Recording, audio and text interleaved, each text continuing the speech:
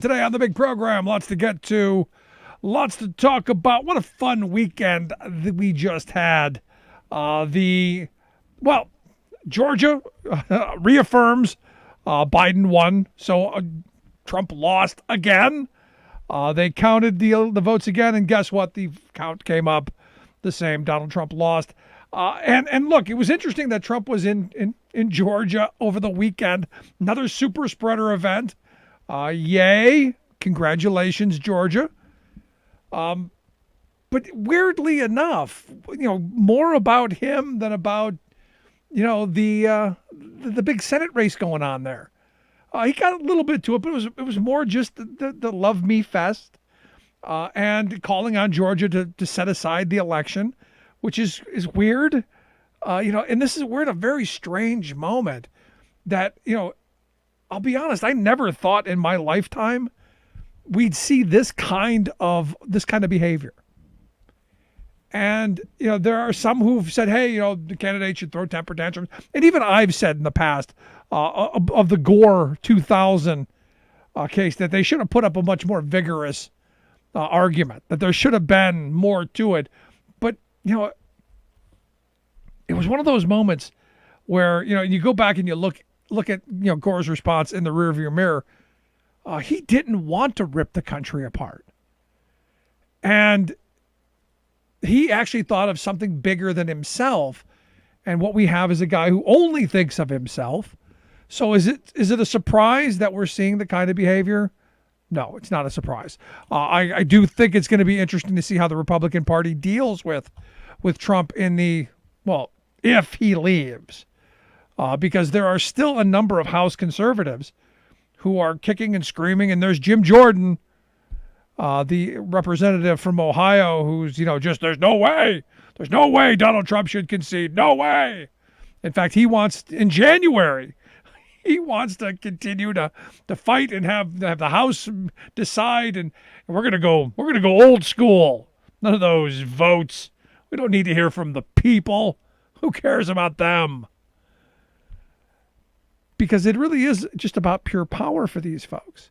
They simply can't believe they lost. And it's, they've so sold themselves on that they are superior. And the weird thing, and this is really the bizarre thing to me, they have failed at every turn. Point to me to some legislative wins. You had the House and the Senate for 2 years. You could have gotten a whole bunch of stuff done. The only thing you got done was, giving rich people more money.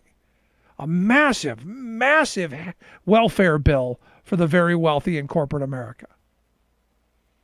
You say, but Rick, that translated to people with 401ks. They got more. And, for those few people, yeah, that's great. But when you delve into the numbers of how many people actually have 401ks and what the average person has in them, sorry, that's not how you run a country. That's not how you lead an entire country, by leaving the majority behind. So when they go, I can't believe we lost. Well, I can. Because what did you do to make people's lives better? Had they not boogered up the coronavirus from the start so badly, I had predicted they were going to win. Their response to this virus was horrible at every single juncture. At every turn, it has been horrible. But, the kind of, I know some people are watching the behavior of the Jim Jordans and the Tea Party conservatives and all of these fringe conservatives who used to be fringe, who have now grabbed the party by the you-know-what, and are squeezing. I look at what happened over the weekend to the Michigan Secretary of State, Jocelyn Benson. A night at home wrapping presents with the 4-year-old. A pleasant Saturday night to watch The Grinch and have some Christmas memories with your child. And a couple of dozen armed crazy nitwits show up and surround your house screaming and carrying on that there's all this widespread voter fraud. And the weird thing is if you watch the Michigan legislature and Giuliani's fart fest, the gasorama that was, I mean, that was the most honestly, that was the most interesting part of the whole thing, and probably the only true thing spoken during the entire thing. But they still didn't bring out any actual facts. And the more you dig in to the people that they brought in front of which is why they don't put these things under oath. This is political theater. This is a show. This is all about keeping the fringe all riled up so that they keep sending money, because it's about money, and they keep them on the hook for the next election. I had someone today go to me, well, what do you see 2022 being like here in Pennsylvania? And I said, well, the fear is you get someone who's crazy like Senator Doug Mastriano, who had his super spreader event the day before Thanksgiving and then shows up at the White House with the virus. He is going to run for governor, and he's begging for Trump's endorsement. And if Trump can keep those people all wadded up and all frothing at the mouth, someone like Mastriano can slide right in to the kind of Trumpian crazy that these people will get behind. And that I said this from the very beginning. You will get a Trump character who is every bit as off to the fringe as Trump is, without the ability to be politically savvy. My fear is always someone like Trump who actually understands how to be a little bit more politically savvy and to get things done. I believe that's this Mastriano guy.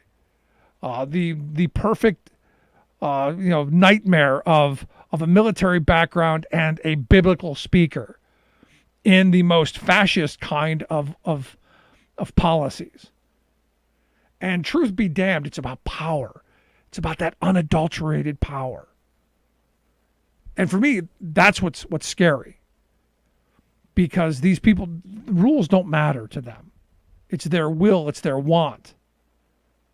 And, as I was seeing pictures or the stories of this, this Secretary of State, this woman from Michigan, I'm like, where are those the nitwit couple from Missouri? The McCloskeys, Mark and Patricia McCloskey, where were they with their guns and their little pea shooters? Where were they? Wouldn't you have loved to have seen those two come out and defend the Secretary of State? And does no one else have a problem when a bunch of armed people show up at someone's house? They do that not just to frighten the child, but the Secretary of State, and good on her for standing her ground. And maybe this is what the future is. Maybe the future is now going to be no longer having debates of words, but who can rise the biggest army. We're definitely heading into scary times. And someone asked me, do you think we could have done this without Trump? I go, no, we were heading this way anyway. I've known people who are gun fanatics who have been dreaming about the next civil war. In fact, when I moved into the area where I now live 15 years ago, the first couple of people I met were Civil War reenactors who thought that this time we're going to get it right. Which is just scary as can be. And especially, now as we're heading into the holidays. And I know, it's the war on Christmas, which I haven't heard so much about, but I'm sure in the coming days it'll be coming. The war on Christmas is coming because Dr. Anthony Fauci said, we might want to really not do all of the holiday gatherings because he's kind of concerned that the pandemic, in his words, could get really, really bad, could really get bad if everybody goes and screw it, we're going to go, we'll take care of it in the new year. Joe Biden will be there and it'll all disappear when Joe Biden takes over. And, he's been one of those guys who's tried to say, look, you just need to follow a little common sense. Wear the little cloth on your face. Stay the hell out away from each other. Wash your hands. How hard is that? It's not really that hard. And he says he's predicting a really dark time for us because he says it's going to get really bad in the middle of January because guess what? Everyone's going to have their parties, and then New Year's there are going to be parties, and then, well, it's going to get really bad. And I saw this comment by this Michael Mina. He's an assistant professor of epidemiology at Harvard's T.H. Chan School of Public Health. He said, at almost every step of this pandemic, we have failed magnificently as a country, and in ways that we just didn't need to fail. And I agree with that. This was something that had we from the beginning done the right things, had Trump come out and done even something close to the right thing of just, hey, stay the hell away from each other, cover your face, and wash your hands. Simple. It's the basic playbook that they've had for the last 100 years. It's not, you're not Magellan discovering new territories or new ideas. Just do that at the minimum. We wouldn't be as bad off as we are. He said it's just astounding. I'm just astounded by the dysfunction, the willingness to stay the course as hundreds of thousands of people die, and the unwillingness to innovate in literally any way. He says, I've realized that when we need to rise up as a country, we have truly no moral capacity to do it. It's just the most mind-bending, complete Twilight Zone experience that makes you ask, why the hell even bother? And that's where we are as a country. It's like, why bother? It's only those old folks who are going to go. And I've had a bunch of people email me this story, and I forget who, like Free Press International, one of these real fake news kind of groups that, the Johns Hopkins Center, they've been called out and they've been caught, and we caught them. Their claim is that nobody's died from coronavirus who wasn't going to die anyway. That's basically the argument. That it's the same as the flu. It's all the same stuff. It's all of the comorbidities that are killing the people because they would have died anyway, which I found interesting. There's also the story that says everything's going to be fine because we're just killing off the old people. Then once we get through the nursing homes, there won't be any more people to kill off. We'll be fine. We'll get right through it, which is really kind of twisted. But I get what this guy's saying, and it makes a lot of sense. Because I said from the beginning, you go back to, March and April, I was saying, we're not going to do the right thing. We're Americans, damn it.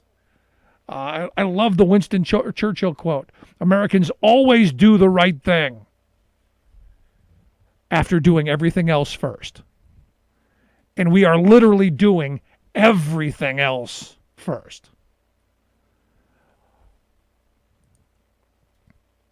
Add to it that the folks at Pfizer, and over the weekend I got a whole bunch of people saying, oh, those greedy you-know-whats.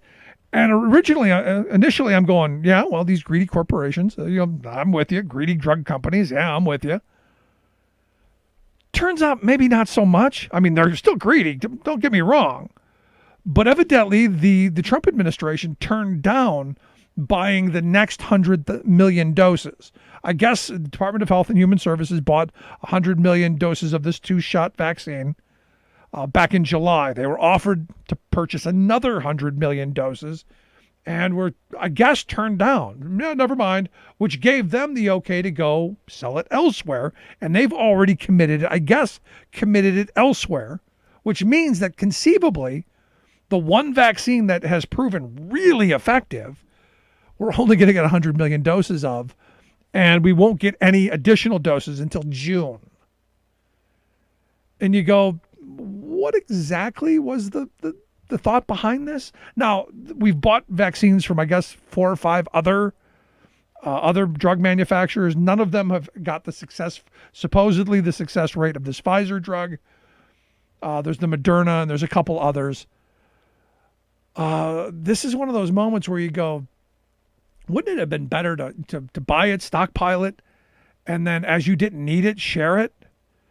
And, we're in this moment where it's amazing to me that we don't have a Congress that's actually pushed through the idea that everyone's going to get it available to them. I mean, it's really quite remarkable to me that we still haven't done that. Now, interestingly, there's going to be a big vaccine summit, I guess, tomorrow. And the big vaccine summit is going to be minus the CEO of both Pfizer and Moderna, which I find interesting because, there's been this little rift between them. So it'll be interesting to see how the vaccine summit goes without the people who are actually producing the vaccine. And understand, it's a political stunt. It's the, hey, look at me, all that kind of stuff. But here's the thing. There is some good news out of all of this, out of all the bad stuff. One of the things I've talked about is I'm worried that once we get past this and it gets really ugly the next couple of months and everyone says it's going to, that we just burn out all the doctors and nurses and we burn everybody out and they go on to other pastures. They leave the healthcare field altogether. The good news is, and I was surprised by this, but evidently the number of college applications for people entering med school has gone up 18%, which they're saying is just enormous. One of those, oh my God, that's never happened before. But it's according to the Association of American Medical Colleges, the AAMC, that's now saying that you've got all these people now because of, and they're calling it the Fauci effect, because of Anthony Fauci, because of the people who have been the smart people at the front that most of us aren't listening to, by the way. You've got an increase of people who are going on and wanting to go into med school, which I think is fantastic. Now what we need to do is figure out how to help more people go and afford it so that maybe we can lower the cost of education and maybe lower a little bit the cost of healthcare overall and get more people access to care. And maybe, just maybe, have a few more smart people like Dr. Fauci to go out and spread the good word of stay the hell away from each other, put a little piece of paper, a piece of cloth over your face, and wash your hands. I don't need a medical degree for that, but maybe hearing that from somebody else would help. Just my thoughts. Gonna take a quick break. Right back. Stick around. You're listening to The Rick Smith Show. There's nothing more American than workers standing up, and the union gives a voice to win. On The Rick Smith Show. I'm Rick Smith, and this is Labor History in 2. On this day in labor history, the year was 1896. That was the day 11 steam engineers met in Chicago to found the National Union of Steam Engineers, the forerunner to the International Union of Operating Engineers. 10 of the 11 came from the stationary field. They often worked 60 to 90 hours a week in dangerous working conditions. Constructing and operating steam boilers was highly skilled, labor-intensive, and potentially dangerous work. At the time, boilers were used for steam-powered railroad and construction shovels, hoists and cranes for high-rise construction, and electric power generation. Many flocked to San Francisco after the 1906 earthquake to help rebuild that city. Others left for Panama to work on the canal. By 1912, the union was issuing charters to locals that represented construction steam engineers and locals that represented fixed boiler operators. It was renamed the International Union of Operating Engineers in 1928. During World War II and after, thousands worked as Navy Seabees, building military bases, airfields, and roads. The Federal Highway Trust Program opened up work for thousands more in the construction of the nation's highway system. Today, you can find operating engineers on bridges and dam projects, skyscrapers, and pipelines. Its logo, the steam gauge, was originally set at 80 psi, but now points towards 420 psi. Some think the change came as a result of operating high-pressure boilers for naval ships and steamboats. Others speculate the change came when the 600 psi gauge became the industrial standard. The Industrial Union of Operating Engineers administers 100 apprenticeships in state-of-the-art facilities requiring 6,000 hours of on-the-job training and 400 hours classroom instruction. It represents more than 400,000 members in 170 locals throughout the United States and Canada. Welcome back to The Rick Smith Show. Now, here is Rick Smith.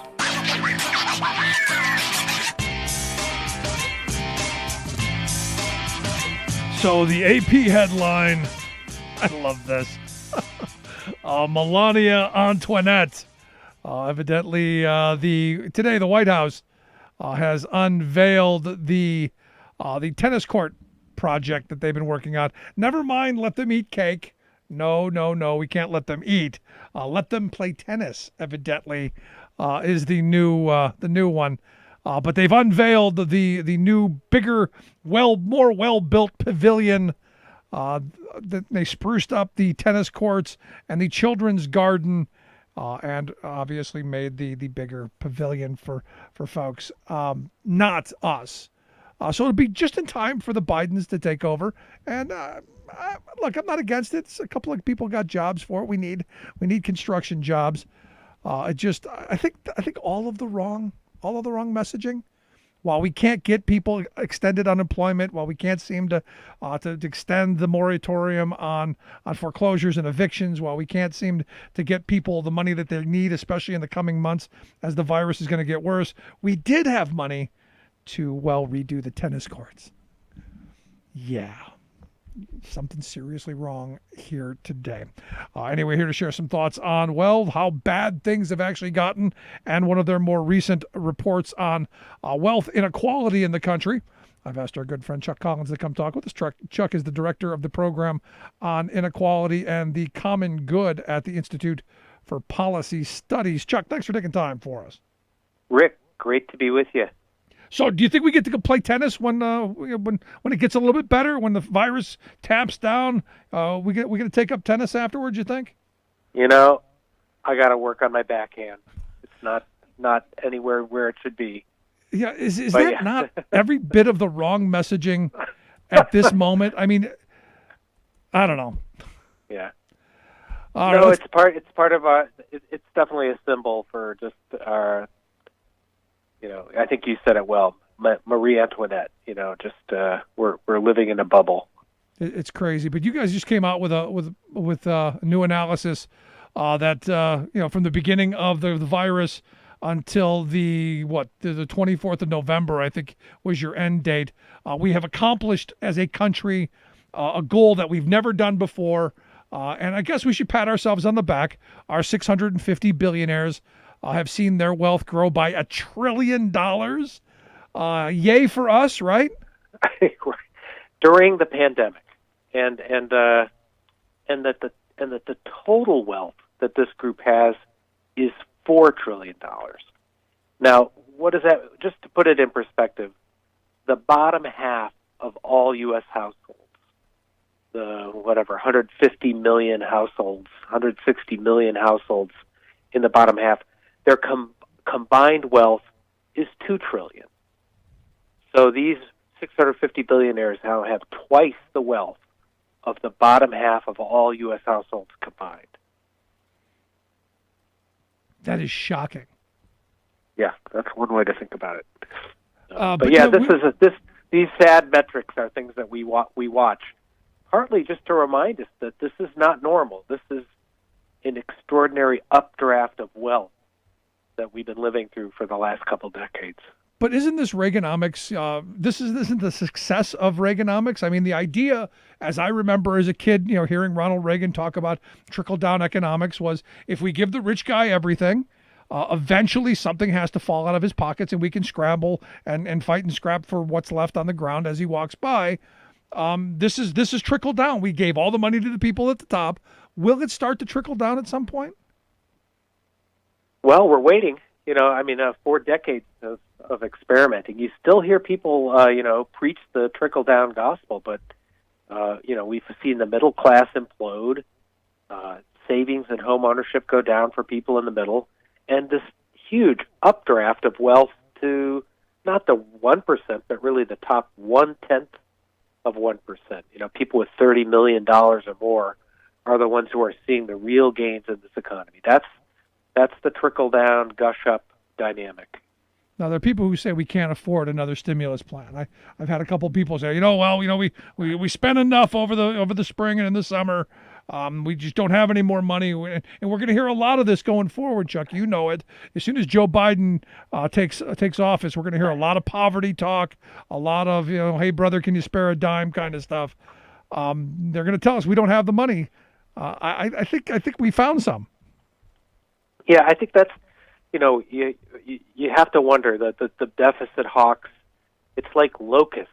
They've been laying dormant for 4 years while they've racked up tax breaks for the super rich, and not raising a little any concern about the deficit. And now we're going to just hear all about, we can't afford it. We got to tighten our belt. All that stuff is going to come back. And let's get it right this time.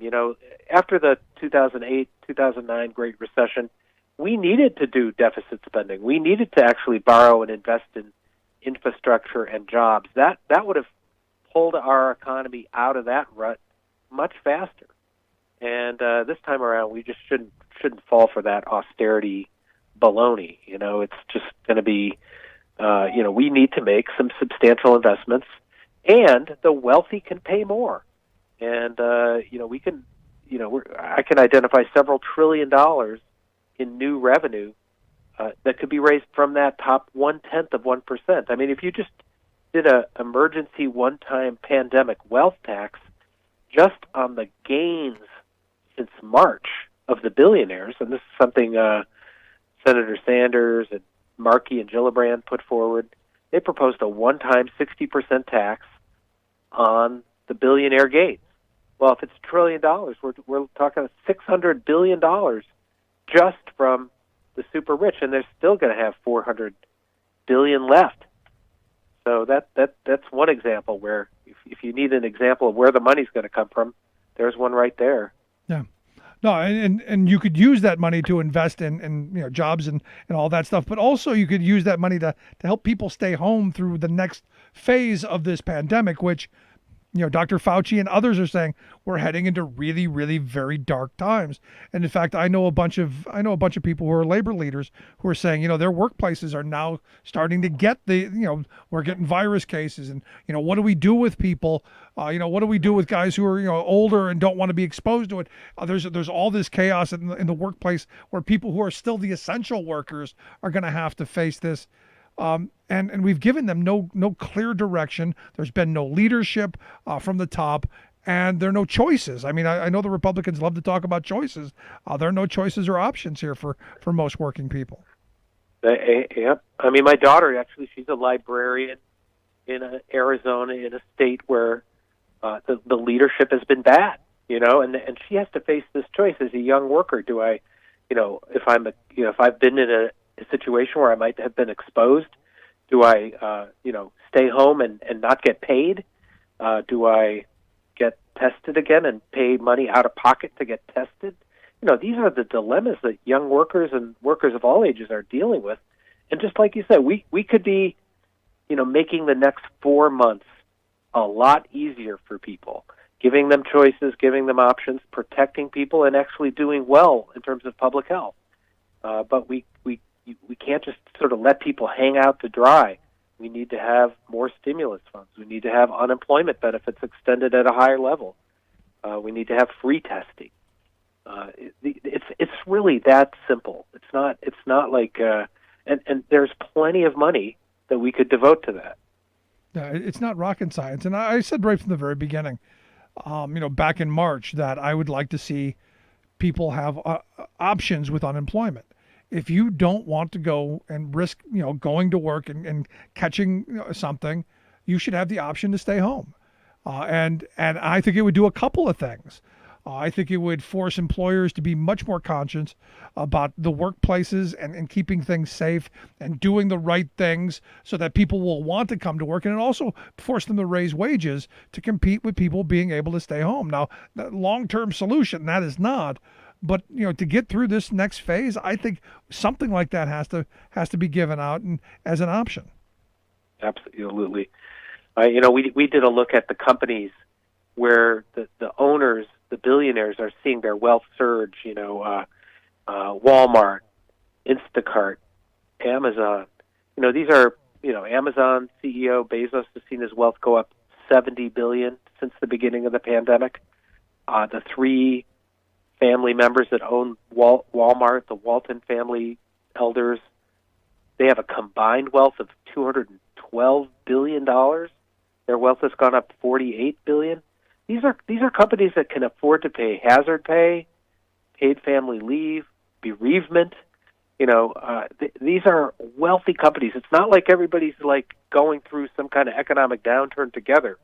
Some people are seeing their fortunes surge in this time, and they can afford to pay to protect their workers.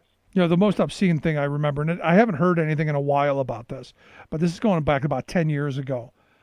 It was reported that Walmart was actually taking life insurance policies out on their workforce and not giving the workforce the money.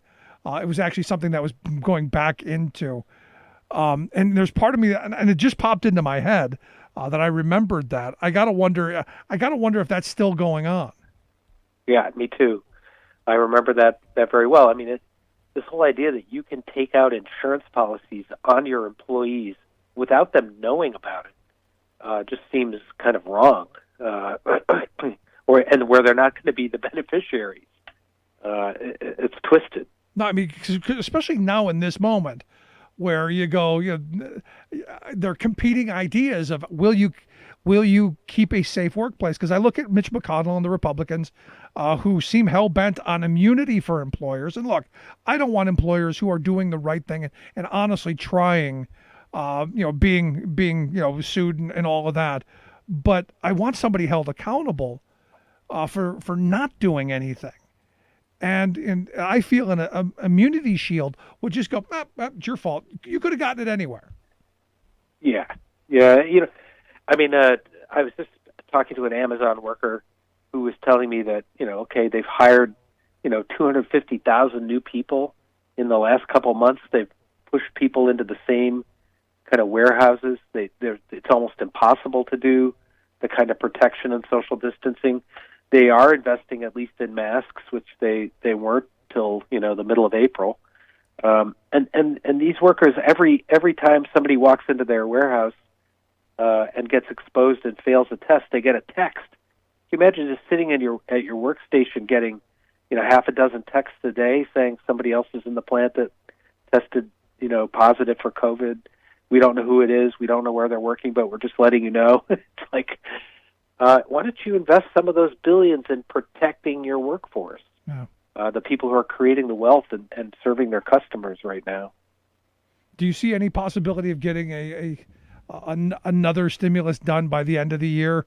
I know some people are hopeful on the $500 billion, and there's talk of the $900 billion. Do you see any of that happening before the end of the year? I gotta think the pressure is just enormous, even on these, tin-ear Republicans who are trying to pretend everything's going to just blow over. They can't pretend that this is just a segment of the population in a few states. These are people who are just begging for action, and so I gotta think at least some piece of aid, something that where there's consensus, like another stimulus package. Sending $1,200 to 159 million people cost about $267 billion, Rick. Right. That is a third, or that is a fourth of the amount of wealth that U.S. billionaires have gained since the beginning of the pandemic. Everybody knows that was useful. It was a good thing for the economy. Everybody understands having, the greater unemployment benefit, this additional $600 a month, made a huge difference, not just to the workers, but to the economy. And now we're heading into this winter of pain, and we're so ill-prepared. God forbid, we cannot wait till the middle of January to address this. No, I'm right there with you, but I fear we're just, we're not doing anything. Trump's still on his tantrum tour. And you got Giuliani, I guess not anymore since Giuliani tested positive for the COVID. But you've got these super spreader events, like here in Pennsylvania, they had it the day before Thanksgiving. You had one in Michigan. You had one in Arizona. You've got all this stuff going on to divert our attention from the fact that the day after Christmas, the pain begins. The moratorium on foreclosures and evictions ends. That means the day after Christmas, people can start getting tossed out into the cold. The extended money for heating assistance and food assistance and all of that all goes away. And then we end up in real, I think most economists agree, real trouble without that jolt of money that we need to keep people afloat. Yeah, I think we don't really appreciate just how the economy kind of was propped up in a positive way, through the summer. That the stimulus funds and that the unemployment funds basically allowed for consumers to keep purchasing the stuff, keep paying the rent, keep paying a portion of the mortgage or the rent, and all of that's about to go off a cliff. And then you start to hit a downward spiral, and it could be the worst possible scenario with this huge leadership vacuum, and where the Senate Republicans are just sort of completely turned away from the plight of millions of citizens. It's a huge, potentially worst case situation. Yeah. And this idea that we can wait until Joe Biden gets here is an untenable situation to be in. And at some point, I hope that we hold somebody accountable, because this last election I don't think did. Granted, Joe Biden won it in a historic fashion, big election. Yep. But you would expect, having failed as badly as Trump did, that it wouldn't have been even as close as it was. Granted, he lost by 7 million votes, 306 to 232. But in some of the states, it was still razor close. Yeah, I wonder, how can people come out of this with a story that justifies the lack of leadership in this moment? I wonder the same thing. Who will ultimately be held accountable? Yeah. So if at all. So the first step in this, I think, is, and I think we agree, is the Make Billionaires Pay Act, the 60% on the money that they've gotten, and then hammering out for the next stimulus. I think that's the way forward, right? Yeah, I think so, and I think we also underestimate the importance of helping state and local economies. All those food banks and the nonprofits that are kind of doing the frontline work right now, they are getting hammered. Aid to, so part of the relief has to be money for people and money for state and local governments where we can't print money. Yep. And that's going to help us get to the spring, get to the other side, hopefully. That is the hope. Chuck, I appreciate the time as always. Thanks so much for taking time for us.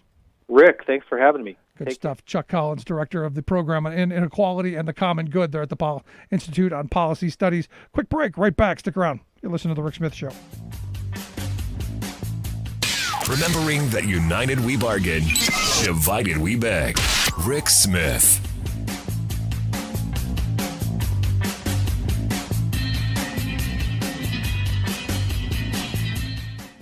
I'm Rick Smith, and this is Labor History in 2.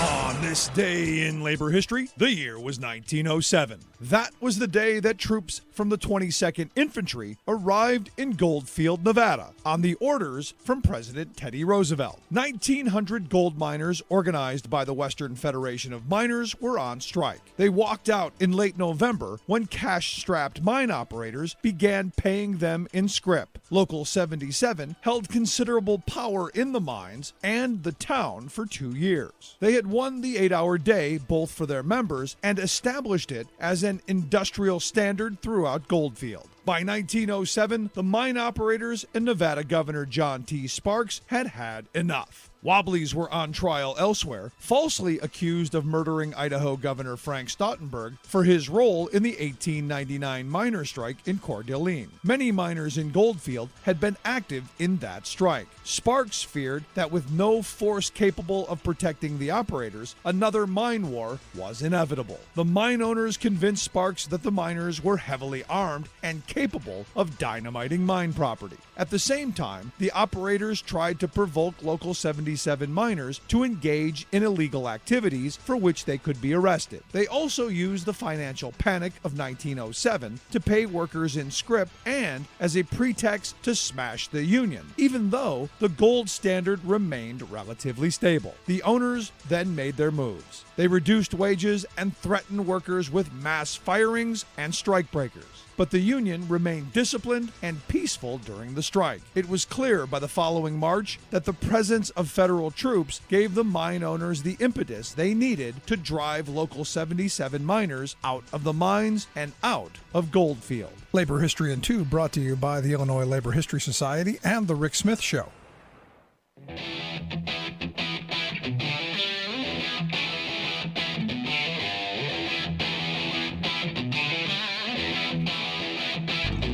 Welcome back to the Rick Smith Show. Now, here is Rick Smith. So I got to tell you, I found the debates, as all eyes are on Georgia. Well, not debates, plural. The debate and then the speech. Because I still can't believe a sitting U.S. senator would refuse to debate, wouldn't bother to show up. I come up with, catch COVID or something. Have an excuse. Don't just not show up.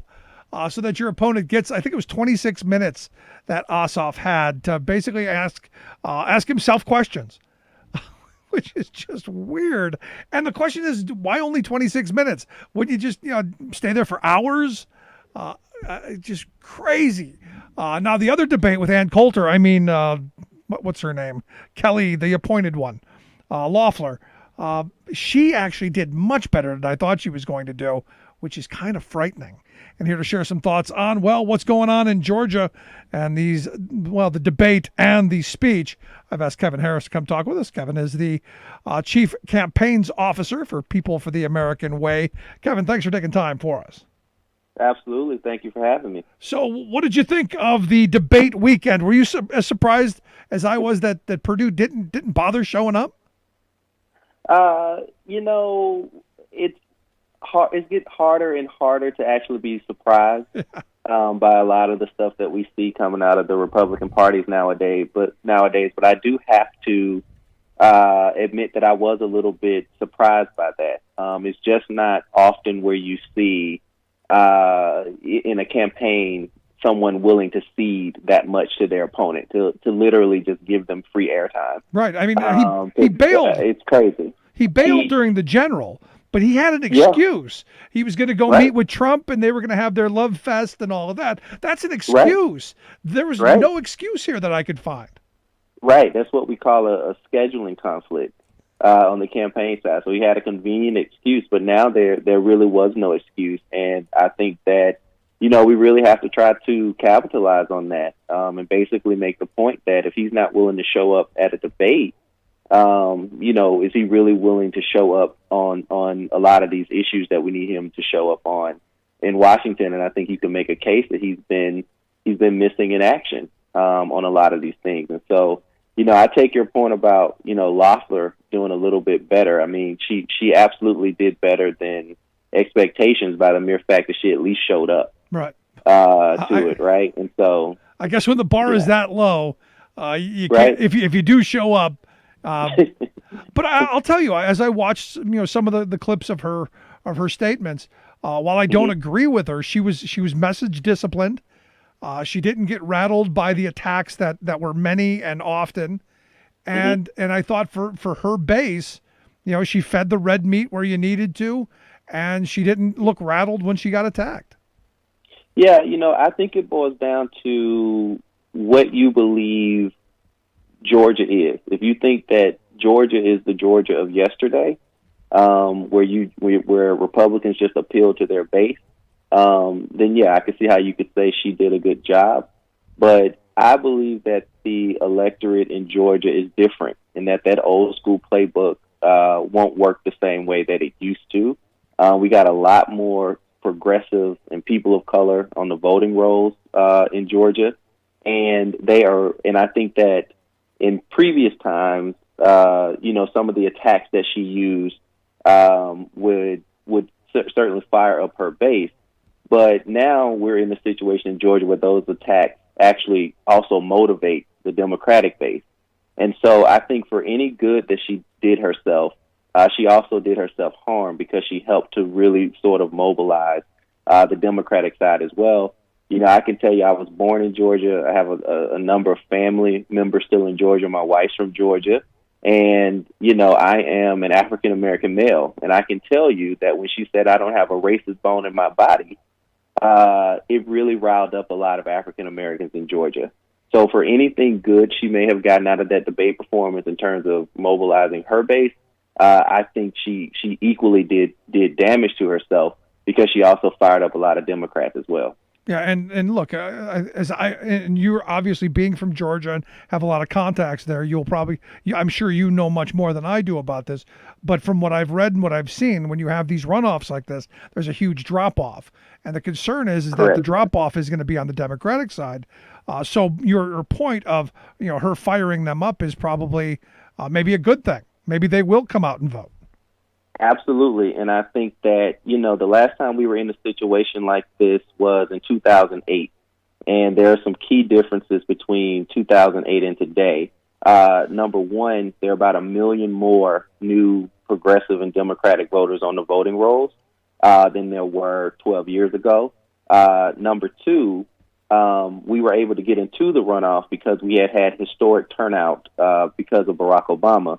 But even with that historic turnout, Barack Obama still lost Georgia that year. Well, this year is different. We had historic turnout, and Democrats feel very motivated because they were able to flip the state. So that's different. And the final thing, too, is that in 2008, we only had about a month to try to mobilize our folks back to the polls. Here, we would have had, 3 times. We would have had, I think 6 or 7 weeks to be able to get folks back out to the polls. And we're seeing that enthusiasm. We're seeing folks still be registered. We're seeing people request their ballots again. And we have an unprecedented amount of investment that is going back into the state to try to help get folks out to vote. And so there's tremendous reason to be more optimistic, this time versus the last time we were in this situation. And I think, again, you got to look at those demographic shifts. I mean, you look at the fact that Biden just flipped that state. It is a fundamentally different state than it was 12 years ago. And one of the things that we also don't talk a lot about is that another key difference is that we are in the middle of this, this pandemic. And, I think that the numbers are clearly continuing to get worse. I think the Republican incompetence in responding to this is continuing to get worse. And I think that it's really helping Democrats to be able to make the case that we have to have a change in direction. We have to have some new leadership. And that's definitely not Kelly Loeffler and David Perdue. So I think all of that works in our favor. And we just got to keep organizing and get our folks back out to the polls. Yeah, you got to get them out to vote. Now, I do see the kind of the same dynamic that we saw in the general. Because from what I'm understanding, the Democrats are still going, hey, be safe, get a mail-in ballot, vote early, do all of that stuff. As where the Republicans are still kind of on the, hey, show up. Is that still the dynamic that's going on down there? Or have the Republicans said, hey, maybe you should stay home and vote by mail too? Have you seen that shift, or is it going to be the same dynamic we had in the election where on election night on January 5th, the two Republicans are going to have a huge lead, and as the other votes are counted, comes back. How does that work there? Yeah, I think, Democrats are definitely focused on making sure people vote, but they're able to vote safely. And I would argue that not a lot has changed between, what we saw in November and today. What we saw in November was the outcome of Republicans essentially telling their base not to vote by mail. And so when you tell people consistently not to do that, that's what ends up happening. And they ended up falling incredibly short. And what we see now is essentially them not learning from their mistakes. And, they're saying that the election is rigged. And so what message does that send to their base and their supporters? The message that they send is that I shouldn't show up to vote. Meanwhile, Democrats are being disciplined. We are making sure people have the information that they need to vote. And we are making sure that we remind them what's at stake in this election and why they should vote. And so I think that, quite frankly, the Republicans are making the same mistake that they made that made it possible for us to flip Georgia. And I think we're focusing on what works.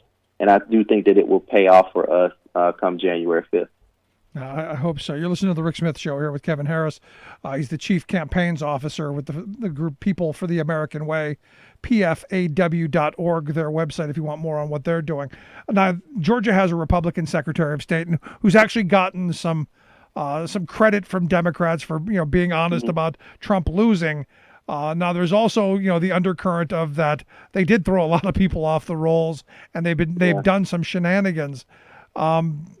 Any word on getting those? I guess it's like 300,000 people that were thrown off the voting rolls. Any word about getting them put back on the rolls or organizing to get them re-registered? Anything that you're hearing? Yeah, the sad thing about Georgia in particular is that this is something that we've seen before, as recently as 2018 with Stacey Abrams' race. And so a lot of the groups, particularly the folks on the front line, a lot of the organizations have become very skilled at sort of, how do we respond to these types of voter suppression tactics from Republicans. Sadly, no one is surprised that they pulled something like this. So we're continuing to monitor it to make sure that we, understand exactly, how it is they went about doing this, so that we know how to respond and still ensure that we can get the turnout that we need, and to make sure that people who have a right to be able to vote are able to actually do that and do it safely. So, we're continuing to monitor it, but it's not something that we haven't seen before, and quite frankly, it's something that we come to expect. The other thing we're watching very closely as well are the early vote in person sites. There have already been some early reports that the sites may not be as as robust as they were in November. I know sometimes those types of decisions and those allocations are made based on what you anticipate turnout to be. But we know enough to know that in Georgia, when there are discrepancies in where people can actually cast ballots, it tends to be in neighborhoods that are communities of color and where a lot of the Democratic votes come from. So we are continuing to monitor and support efforts to respond to all of these voter suppression tactics in Georgia.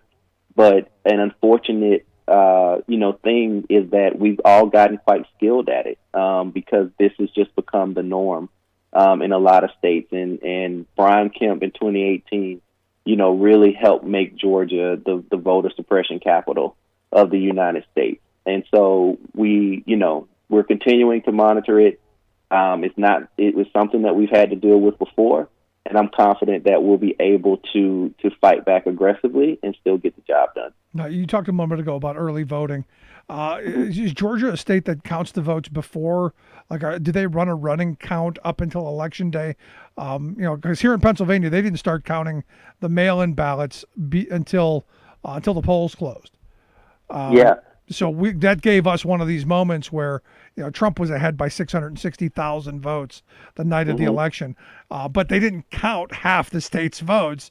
Obviously, as the week went on and more votes were counted, it got closer and closer until inevitably Joe Biden won by 68,000 votes. How does Georgia do that? Georgia counts on Election Day. So the mail-in ballots are the first to be counted, but they don't start counting them beforehand. So we could see the same kind of dynamics that we saw here, and the same kind of stop the steal nonsense that's been going on.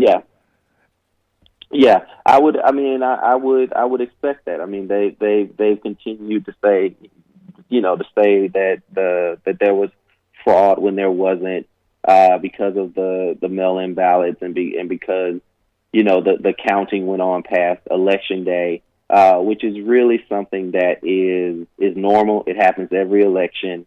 It did take longer this time because we had more people vote by mail, and the unfortunate thing is that Republicans wanted to use that as some false example to sort of, highlight voter fraud or voter suppression, when the truth of the matter is it demonstrated that more people participate in the process when you actually make it easier to vote. So the pandemic, gave us an opportunity to have more people participate in the process by voting by mail, but it also showed it raises the question of why don't we do this all the time? No. Clearly, we can do it safely. It increases participation. We should be making it easier for people to vote in this election. And that's the lesson that we should have taken away from 2020 and not these fake fraud claims that Republicans like to latch onto. No, I'm right there with you. In fact, I was not really on the vote by mail bandwagon until I did it, and I got it. I filled it out at home. I stuffed it back in the secret envelope, and then put it back in the travel envelope because we can't have any naked ballots. And I dropped it off at the election office, and the next day I got an email saying, "Hey, we got your ballot. Everything's fine." And there is a hand-marked paper ballot, which I am a huge fan of. Something that we can count over and over and over again if we have to. Yep, that's right. That's right. And so what I hope is that this election helps to give us some momentum to even go further with some of the common sense things that we can do to make it easier for people to be able to vote and participate in the process. I think that's good for our democracy. And quite frankly, I think that whatever side of the aisle you sit on, it's good for campaigns, because it does help to bring in a lot of new people into the process to be able to participate and to be able to get your voters out. And so I think that was definitely one of the key victories from 2020. And we're hopefully seeing it really sort of take hold in a state like Georgia, where, like I said, people are continuing to request ballots in this runoff election. And hopefully it's something that, folks continue to use as an organizing tool over and over and over again in Georgia and across the country. So I think definitely some good lessons there, some good takeaways there. And I think it's just a really sad commentary that, Republicans would take something like that should be a positive for our democracy and try to cast doubt on the election. It's tragic. I'm right there with you. Right there with you, Kevin. Yeah. I appreciate the time. Really good stuff. I'm looking forward to January 5th and seeing how this goes. I'd love to have you back as this continues down the road. Awesome. Absolutely. Look forward to it. Thank you for your time. Good stuff. Kevin Harris, Chief Campaigns Officer there at People for the American Way, pfaw.org, their website. Quick break. Right back. Stick around. Listen to The Rick Smith Show. Remembering that united we bargain, divided we beg. Rick Smith.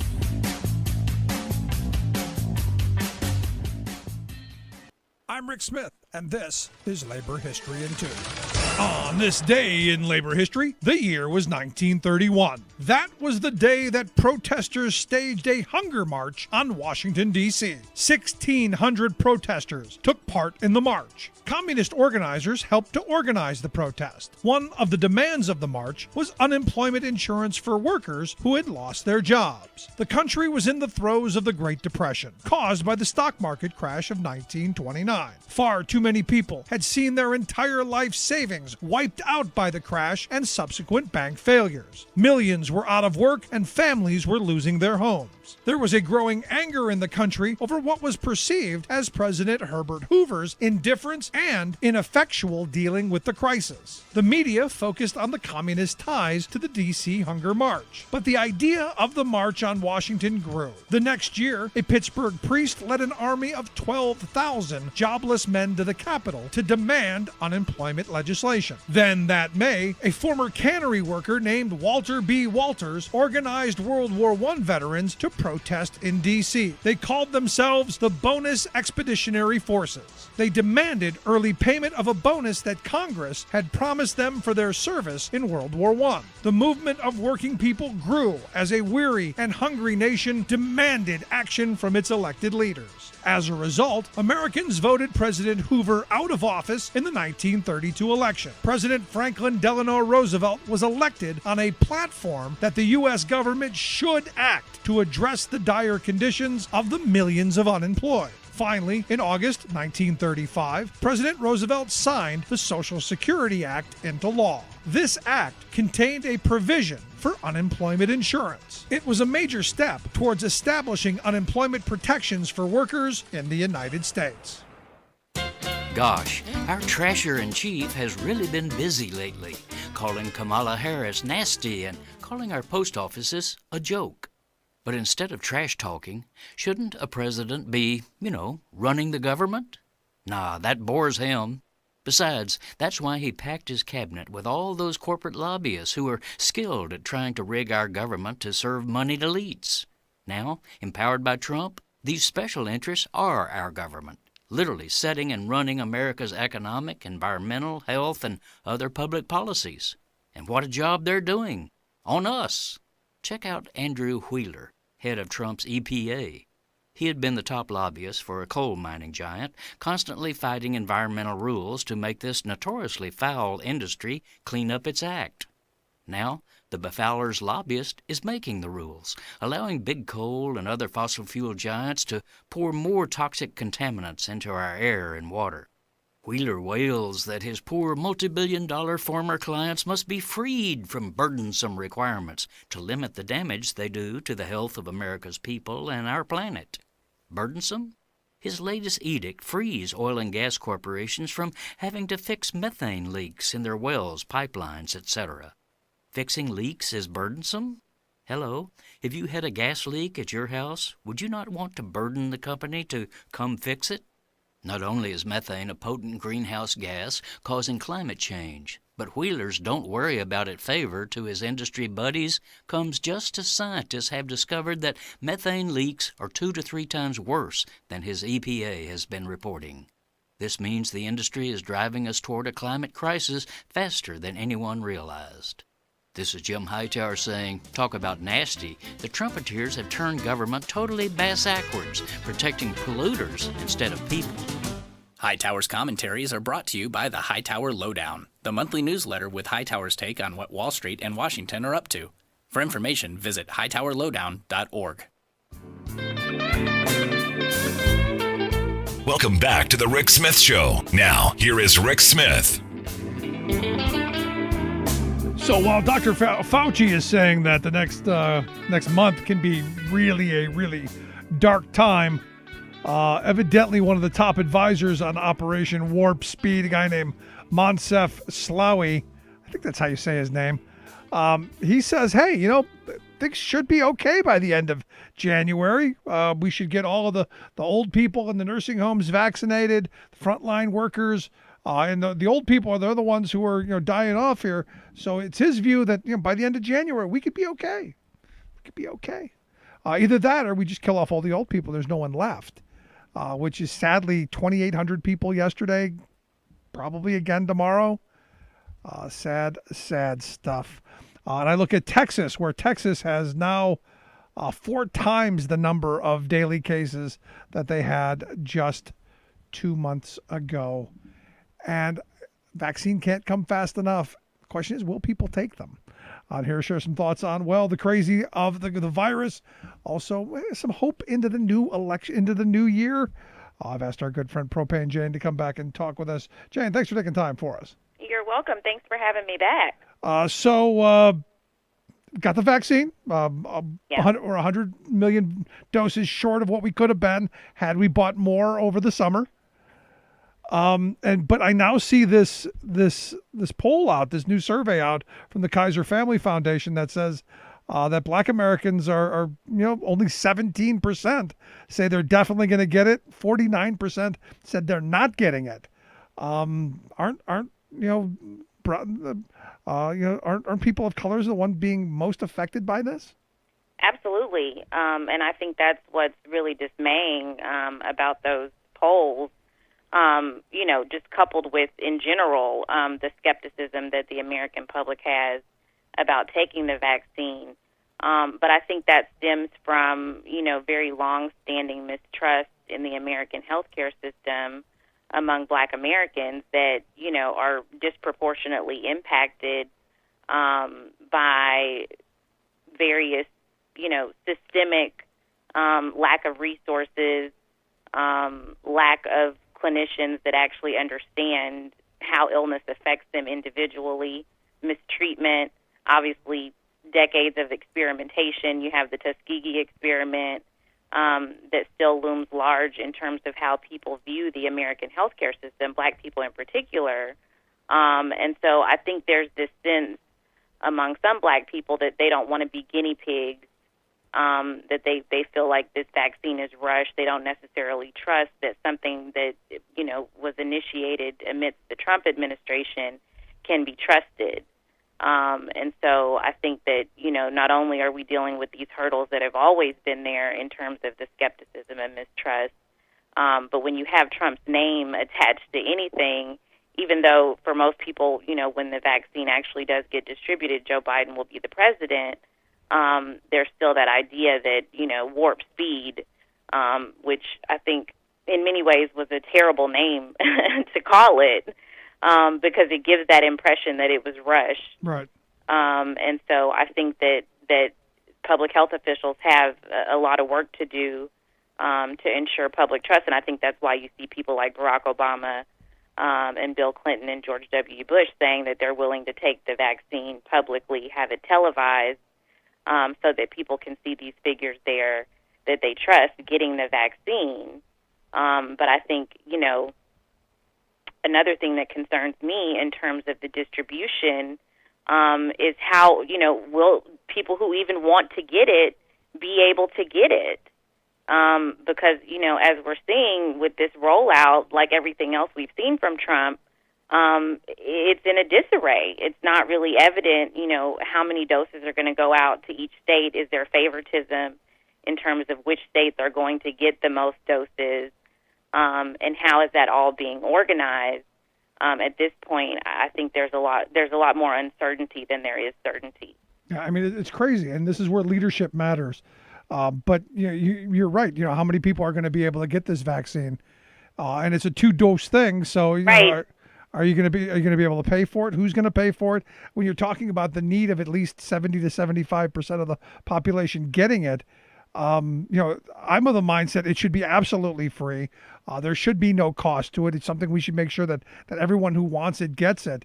Right. Now, I know there's a bunch of people who are, much like the masks, who are not going to do it. So how do you deal with that in a country where we're as split as we are? Do you see this as another mask moment where you've got the Trumpkins who are going, no, we're not getting the vaccine? I do. I mean, you mentioned Black Americans being skeptical. I think, there's a large swath of Trump supporters that are unwilling to take the vaccine, that don't trust it, that don't even feel like it's necessary. And so, the hurdles that we have to jump over every year just to get people to get the basic flu vaccine, and, the anti-vaccine movement that's been raging for years now, where we have these outbreaks of measles, and things that we haven't actually had circulating in society happening. That's already been the backdrop before the pandemic even started. And so, I definitely worry about, how we're going to get to 70-75%. I think it's going to have to be, every man for himself, where, whoever gets it, hopefully, they're willing to go get the first dose, 21 to 28 days later, have the wherewithal to go back and get the second dose, because I think that's going to be a big hurdle too. Right. Is how many people drop off between 1 and 2, and the vaccine basically is not effective because they didn't get both doses. And we'll certainly have to see what comes out with the other vaccines that are being tested now, if all of them are going to require 2 doses, or if something that's coming down the pike will have only 1. But at least right now for Pfizer and Moderna, the expectation is that you need to have those 2 doses. Right. So, and they got to be the same. You can't have one from each. Exactly. And, there's obviously a side effect profile associated as well. And, it's likely that, certainly people who were in the trials, there were some people that experienced fatigue, headaches. They actually felt sick for a couple of days. Right. And so is that going to discourage people from going back to get the second? I think there's a lot of unanswered questions about how people are going to receive this vaccine and if they're going to be compliant, in the sense of getting it the way that it's prescribed to take. But again, I think what's so crucial is that at least the way they're talking about the design and how they feel like people should get it, there should be a first priority for frontline healthcare workers. And I do think that healthcare workers will be out front to get it. You're not going to see as much skepticism from people who are there risking their lives every day to treat these people that are coming in, by the hundreds every week. And so getting it to them, getting it to the nursing homes, to people over age 65, I think they're right in terms of targeting it to groups that need it the most and are at highest risk. And so that's why I also do think it's important that we have massive public health campaigns for Black and brown communities that have really been decimated by this virus, because even though there's that skepticism, the risk associated with getting the virus is so high, and the death toll has been so high in our communities, that we have to really get that message out. And I've been glad to see that they have a lot of, physicians, scientists from all walks of life there to try to get the messaging out to these communities at the local level so that people can actually be receiving this message from local leaders that they trust who look like them, because representation does matter, and that hopefully over time we'll be able to build the public trust once we have a government in place that's on the same page and pushing out a message towards saving lives. Yeah, once maybe some sanity will return to our governance. Exactly. Because, this is where you need smart people. Right. And as I said earlier, one of my favorite Winston Churchill quotes is, Americans always do the right thing after doing everything else first. Right. And we've literally done everything else first. So hopefully we're in the let's try and do this right now phase. You would hope. Right? I mean, I guess that's what's just been so discouraging for me is every day as I look at the numbers and I keep thinking like, man, when are we going to get it? When is it going to finally sink into our heads? How many people have to die? How many reports do we have to see about hospitalization surging and death surging? And these pleas from healthcare workers all over the country, stay home, wear a mask. I mean, we've been saying the same thing ad nauseum for months and months and months now. And it's just so frustrating to me, and really in a lot of ways I felt demoralized as a physician, because there's that question of, do people even trust doctors anymore? Fauci has to have a security detail. He's getting all of these death threats. Merely for doing his job, for trying to save lives. And that expertise is being vilified in so many, there's so many politicians even that we're supposed to look to for leadership who just don't trust science, basic science. And it's not just, climate change, which, in many ways the science is fairly new and, there's been all these, disputes about it. But vaccinations, this is old science. Washing your hands, socially distancing, wearing a mask. These are, when you look at the it's 100-year-old stuff. Pandemic of 1918. Yeah, exactly. This is something that's been around for over 100 years. So it's like, what is it going to take for people to finally wake up? And I think that's been so sad to see the lack of empathy and the lack of just social awareness to actually care about not just yourself, but the society around you. And it's really revealing just an ugly character that Americans have. And we're kind of peerless in this regard. You look around at all these other countries that are getting it together that don't have anywhere near the amount of deaths that we've had. It's just really embarrassing for our country.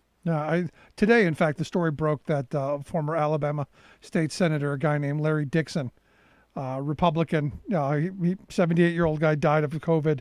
And, it was basically his dying words were, "We messed up." Yep, I saw that. And you go, you think? Yeah. And but Herman Cain died.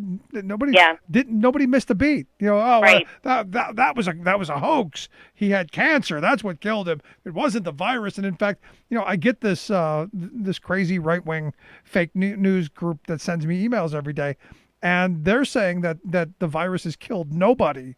That everybody who's died from it would have died anyway from the comorbidities. So it wasn't the virus that killed them. It was everything else. Which you go, okay. I mean, it's just drowning in stupidity. Willful stupidity. And again, these are people who are leading governments. And I think that's what's so scary about it, because there's a hive mind that's developed on the Republican side where none of them are breaking ranks. They all are, living this delusion together. And originally it was clear that the delusion was there because they didn't want to believe that Trump was capable of screwing something up. They didn't want to believe that, the economy wasn't roaring ahead and that he didn't have the country on the right track, because they were worried about how that was going to affect him going into an election. And I think that, as time has gone on, and clearly as he's lost the election, they don't even want to accept that he's lost the election. I mean, 70 to 80% of Republicans don't believe that he actually lost. And so it's this situation where reality doesn't fit in with their worldview. It doesn't fit in with their list of wishes. They want certain things to be true, and, if reality says that those things aren't true, they're going to just create an alternative reality. And they've been honest about that. They're the ones who came up with alternative facts. Right. Yeah. And I don't see it getting better with Trump gone, unfortunately, because, again, they're so invested in it. And it's become a cultural identity for them to believe things that are unbelievable. This is just a piece of who that party has become, because, again, the world is changing in a way that they can't reconcile. They can't reconcile, the demographic change. They can't reconcile the expansion of civil rights to groups that they feel like shouldn't have them. They can't reconcile that, the economy, that trickle down is basically nothing. It's not a real thing that actually happens. They haven't been able to accept that for, almost 40 years now. But I never accepted that trickle down was ever going to work. Even when I was a kid, I'm going, hold on, let me get this straight. You're going to give the fat guy all the cookies and you expect him to share? That doesn't happen. Yeah, but it's like, so many of these people believe in prosperity gospel, right? And they can be barely putting food in their mouth, but still, sending money into their favorite televangelist. Yeah, that's crazy to me. And this is where, I don't know if you saw this bit that this Matthew McConaughey did. He did an interview with this Russell Brand. Did you see this? I didn't see it, but I read an article about it. Yeah, where he's come out and said there's a lot of people on the illiberal left that absolutely condescend, patronize, and are arrogant toward that other 50%. And I'm going, other 50%? You really think liberals are 50% of the country? I guess that was my first thought. But he's talking about this radical center, aggressive centrism, which I see Joe Biden kind of doing. Do you see any possibility of what McConaughey's talking about?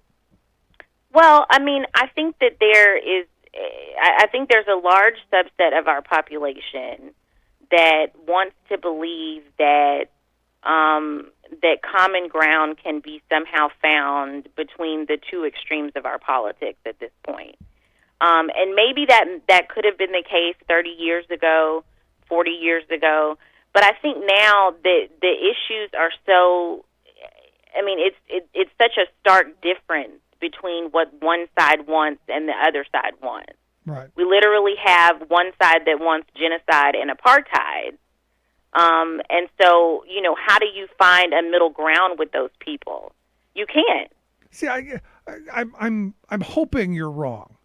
I'm hoping that there are extremists and there are fives on both sides that you're never going to move off of an issue. But I still believe there are some of the fours and the threes that you can move into some bit of sanity, because I don't believe everybody who voted for Trump is a rabid racist.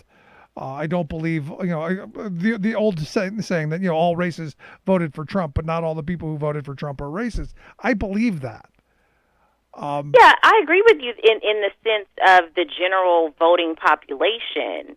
But when it comes down to elected representatives that are in Congress, that are in the House and the Senate, it really has become, the intransigence that's there, the fact that Congress really struggles to get anything done is a function of the fact that the senators that are there, look at Mitch McConnell.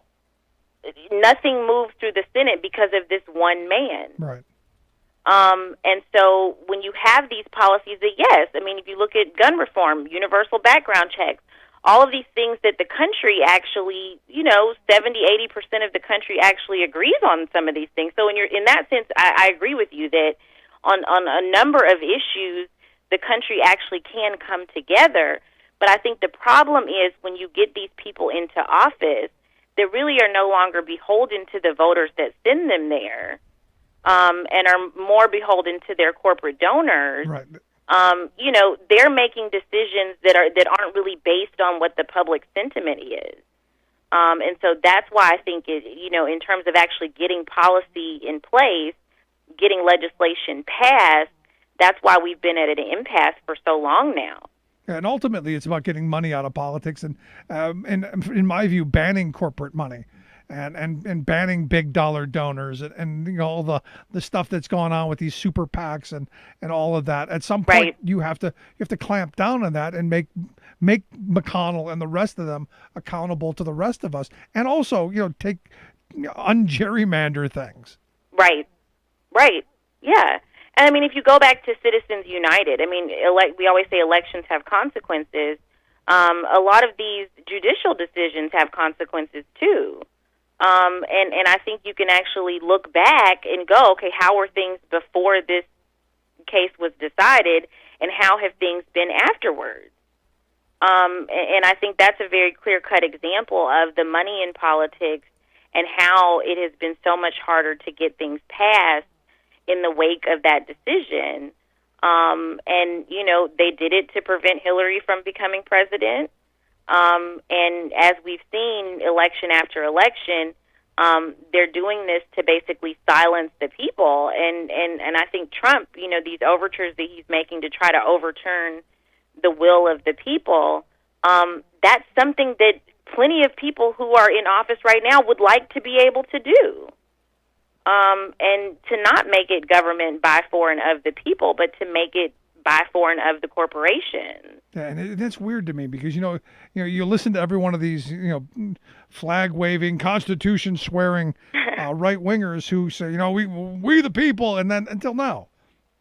Well, to where they send a bunch of armed nitwits to the Secretary of State of Michigan's house and surround her house and scream and holler and cause chaos at 10 o'clock at night while she's trying to have a family night with her kid for Christmas. Right. It's crazy. Yeah, it's absolutely crazy. But again, they don't trust the people because we the people is no longer a vast majority of white landowning males. And they don't actually trust the electorate because the electorate is looking less and less like, these groups of people that they want it to look like. And so it becomes this situation where their only recourse is Second Amendment remedies and intimidation and violence. And so I think that's, again, it's a sign of desperation on their part because they don't see themselves being able to win head-to-head on the issues. All of this that they've done in terms of suppressing the vote, purging people from the rolls, putting all of these, insurmountable hurdles in the way of people just voting in an election. It's pretty clear that they're doing that because they know that, when people vote in numbers, they don't actually have policies that are popular to the people. And that when you get enough people voting, they wouldn't be in office anymore. They wouldn't have power anymore. And so they're trying to remove that power from the citizenry and just create this sort of, monarchy, monopoly, theocracy, whatever you want to call it, in its place of democracy. Yeah, speaking of purging, suppressing, and obstacles, Georgia, did you see the debates over the week, or the debate and the speech over the weekend? Yeah, I've seen clips. I think it's hilarious that Ossoff is literally up there just debating a podium.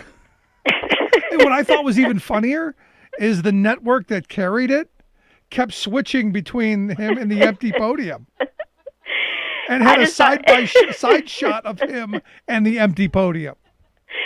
Well, and it was hilarious too, because you could tell that, in his debate prep, he obviously practiced looking over to his opponent over there, and so even though there was no one standing there, he was still actually looking over.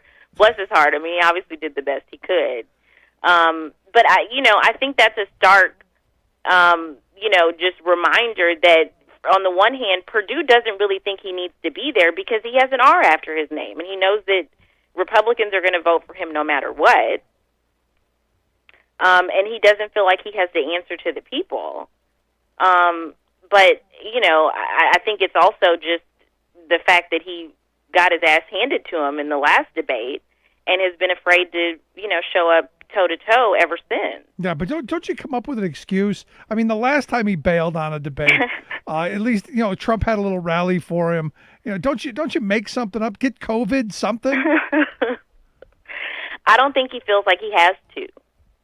I honestly don't think that the Republicans care. I really don't think that they feel any fear or consequences for their behavior anymore. Again, this is the party that, think how many people voted for Roy Moore in Alabama, a pedophile. Yeah. Not as many as voted for the Auburn football coach.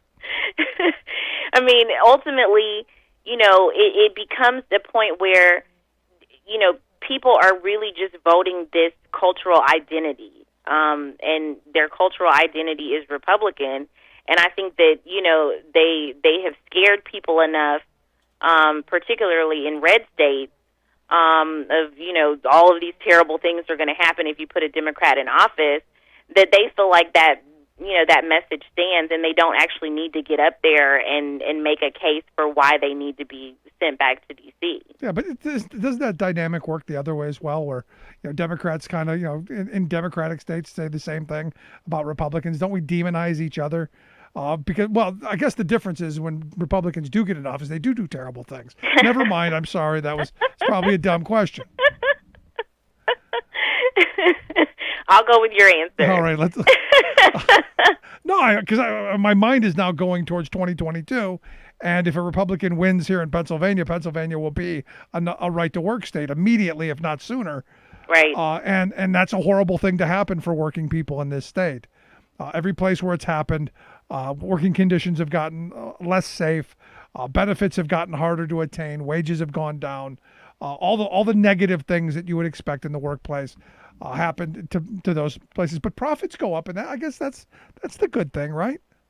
Well, I think people have this boundless optimism that certain things just can't happen here. Oh, they'll never actually do that. Until they actually do. Exactly. Until it actually happens, and then it's a disaster, and they're like, well, why didn't anybody warn us that this could happen? Again, I think, that's what's been just so shocking to watch in terms of Trump. So many of us were lining up to say, hey, guys, this is going to be a disaster, this is going to be a disaster, and then it actually turns into a disaster, and still 70 million people go out and vote for it again. Yeah, not just a disaster, but a disaster of historic proportions. Exactly. As I said, and I've said this, and I'm honest about this, I knew it was going to be really bad. Yeah. And as far as my mind was capable of taking me, it was going to be that bad. Right. I didn't imagine it would be this bad. Right, exactly. Because you can't imagine. In many ways, you can't imagine the fullest extent because some of the things that we're experiencing, we have never experienced before. And because you really, have just not seen somebody this incompetent, this sociopathic in office actually wanting to take this job to just do a terrible job at it. And this has been the consequence. And again, people have always thought, okay, well, we have checks and balances. We have a system that can stop people from just totally, turning it into a terrible disaster. And hey, lo and behold, no, that's actually not the case. And so I think there's still this drive amongst people to feel like, okay, it can't get that bad. And people really need to wake up. I hope, the result of this on the other side is that people realize, no, it actually can get this bad, and we have to stay vigilant, and we have to put people into office that actually make a case for making things better. There you go. That's the only way we can keep from ending up here again. It can get that bad, and it's going to get much worse in the coming weeks. Yep. And I fear that Fauci is right. After Christmas, after New Year's, going to be dark times. But Jane, I appreciate the time, the thoughts. I had so much more to get to. I'll have to pick it up again next week.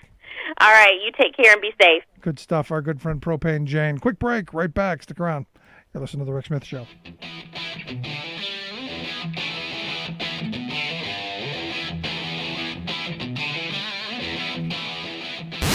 Saving work in America, one show at a time. The Rick Smith Show.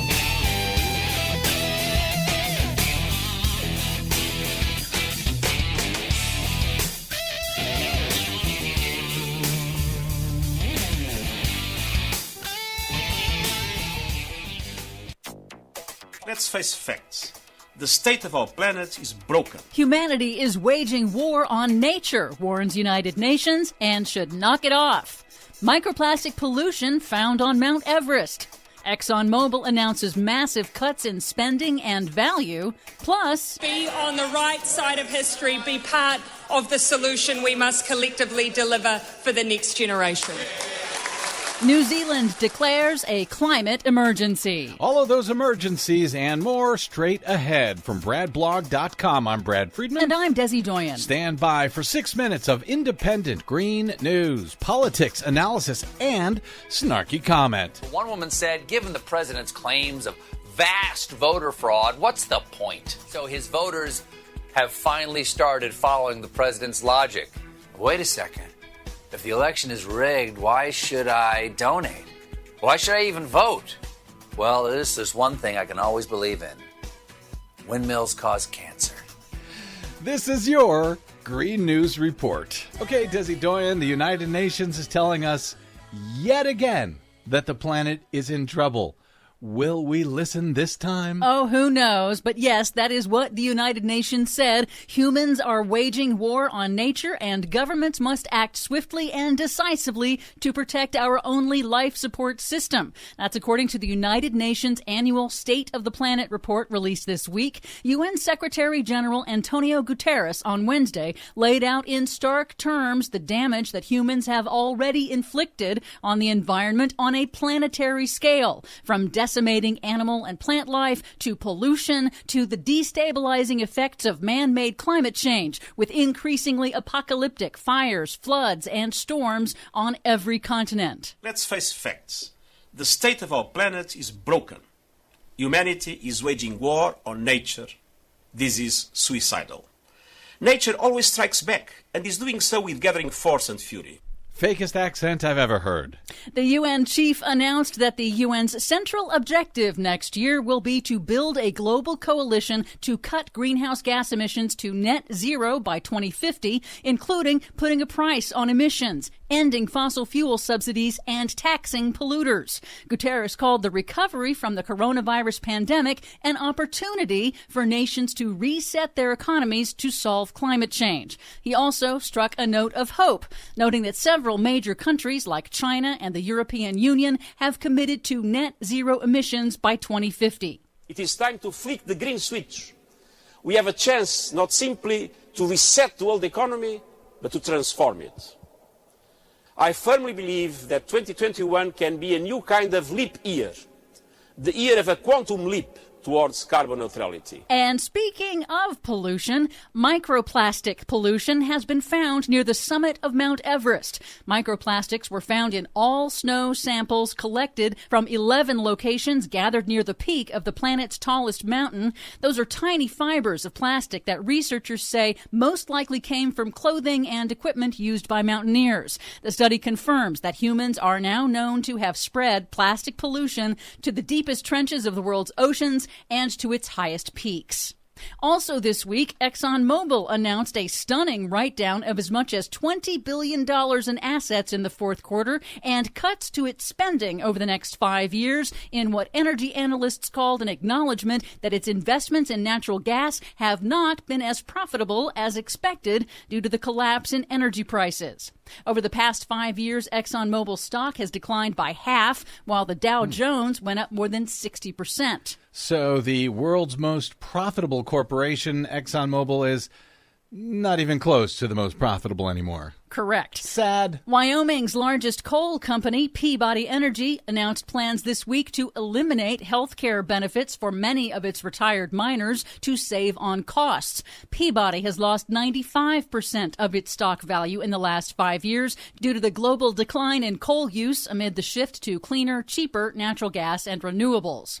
Finally, New Zealand this week joined 32 other developed countries in declaring a climate emergency. In Parliament, Prime Minister Jacinda Ardern pledged that all government operations would be carbon neutral by 2025, just 5 years from now. 2025? Yep. We must get our own house in order. How can we stand and take a leadership position amongst the private sector unless we take the same action that we expect of them? This declaration is an acknowledgement of the next generation, an acknowledgement of the burden that they will carry if we do not get this right and if we do not take action now. Second fakest accent I've ever heard. For much more on all of these stories and the ones we couldn't get to today, please check out our website at greennews.bradblog.com. Don't forget you can download our reports anytime via Stitcher, TuneIn, Apple, or Google Podcasts. Find, follow, and share us planet-wide on the Facebooks and the Twitters at Green News Report.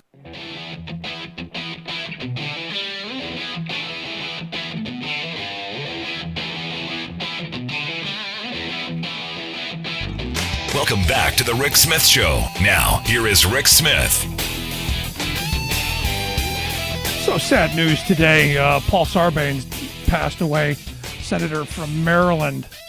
I remember the whole Sarbanes-Oxley thing. You remember WorldCom and Enron and all the Arthur Anderson scandal? That was the answer to cleaning some of that up. But the thing I don't remember, I was just a small kid at the time, but history remembers him as the guy who drafted the articles of impeachment that were approved by the Judiciary Committee during the Nixon years.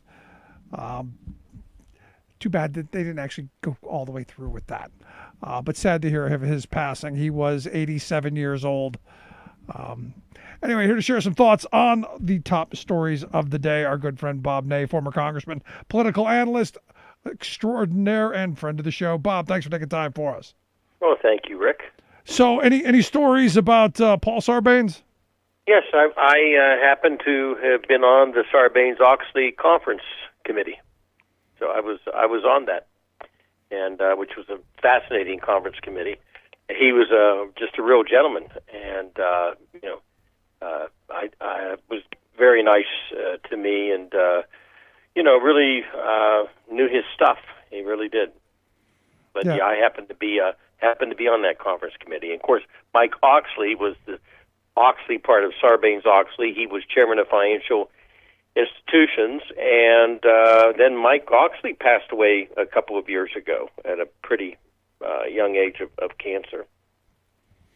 So did this actually accomplish what it was? Because we haven't had any giant accounting scandals recently, so this actually worked, right? Well, I think it did. It had some controversial parts to it because some of the corporations said, well, you're saying you can't form your own company and you'll be removed from the board and you're going to put strangers on the board. But we felt that it was a good measure, and it had some some felonies involved with it, if certain rules weren't followed. But I thought that Sarbanes-Oxley had some teeth to it. I mean, some wanted it further, some wanted it less. I wanted more teeth, more locking up of CEOs. Big fan of that.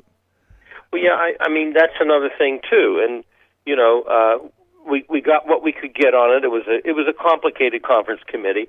I called them the banksters. People, the gangsters, the banksters. Sure. And I think it's tragic that they can do something, pay a fine, and anybody else would be doing some jail time because they're, quote, and this was a big debate we had, they're too big to fail according to the charters. And my kind of theory to it today is that then you change the charter. My feeling is that they're too big to fail. They're too big to exist. Right. Well, also, if you change the charter, so what the president of the bank is taken out and put in jail. So what? The bank can continue. Which again is why I don't believe corporations are people, because we can take the people out, throw them in jail, and the entity keeps going on. Right. But one of my biggest complaints about Obama was that we didn't see enough perp walks after the Bush collapse. There should have been much more. Let's get to the big news. Surprised by the no-show of Perdue at the debate with Ossoff? No, if looking at that race right now, that's a neck-and-neck race. Then you look. Of course, I watched the debate with with Warnock and the existing senator, and Warnock, I think, is ahead in the polls, but Perdue made a calculated decision, I guess, because he thinks he's got a slight edge. I mean, personally, I like debates. I used to challenge opponents who had 10% name ID because I liked to debate.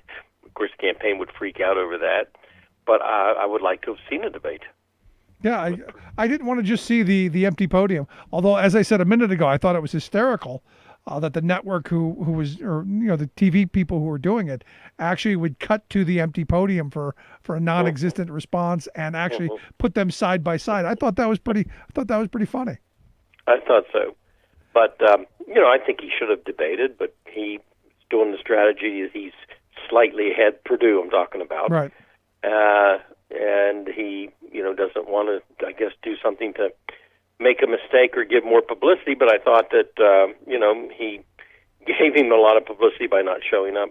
Yeah, I mean, even if you take a little bit of a beating, do like Kelly Loeffler did, who I thought did a really good job, to be honest. Don't necessarily like her, but she had message discipline. She didn't freak out when she got attacked. I thought she did what she had to do to survive.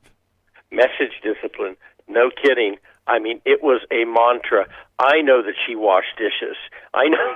I mean, I can quote what she did because they would turn to her and say, well, do you recognize that Biden is the president-elect? I wash dishes. I created a company. He's a socialist. I mean, it was the same mantra. I don't care what question you asked her. But she did. She had a certain amount of discipline and was cool, calm, and collected under, certain questions where, you're a person of privilege, blah, blah, blah, and on, and she just remained a lot more cool, frankly, Rick, than I thought she would be.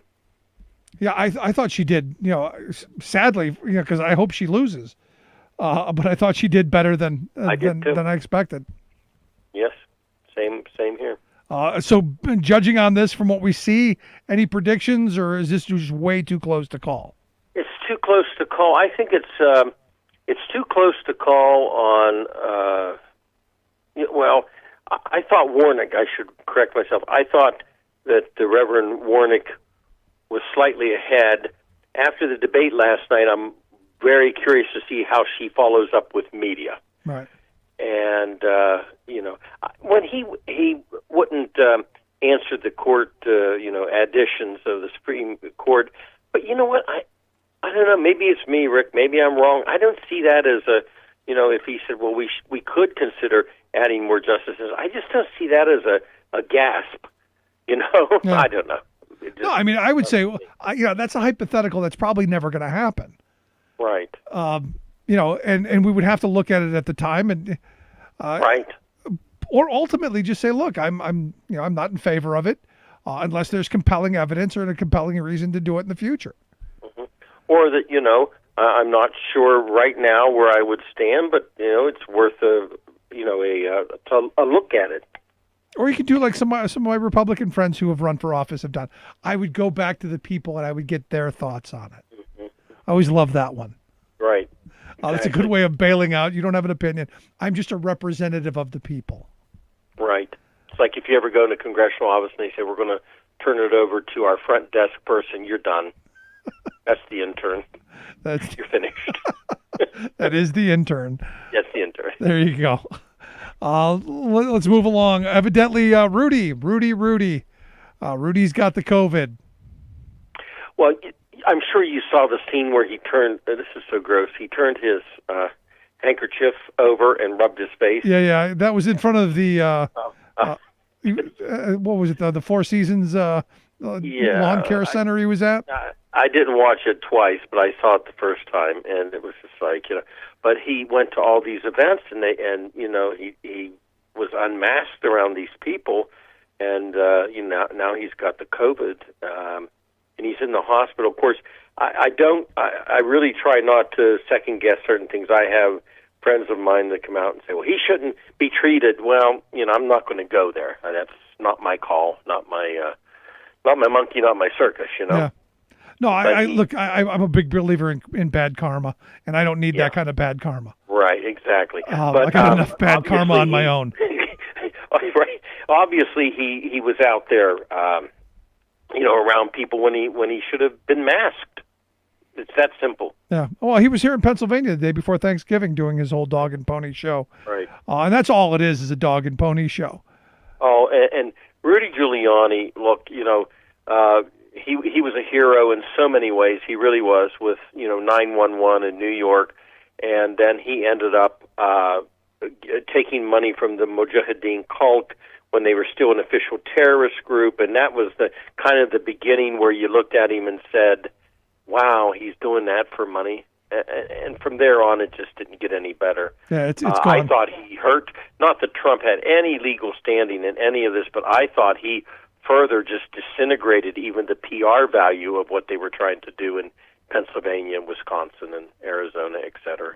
Yeah, and now you've got a bunch of lawyers across the country who evidently are urging the Bar Association to look at the Trump lawyers and maybe pull their license or do whatever you have to do, because basically what they've done is in these dog and pony shows that they've done in here in Pennsylvania and Michigan, Arizona, and elsewhere is they've lied, and they've put people in positions where they're going to lie. Now, granted, none of them are under oath, so you're not going to get them for perjury, but you're still pushing that out there.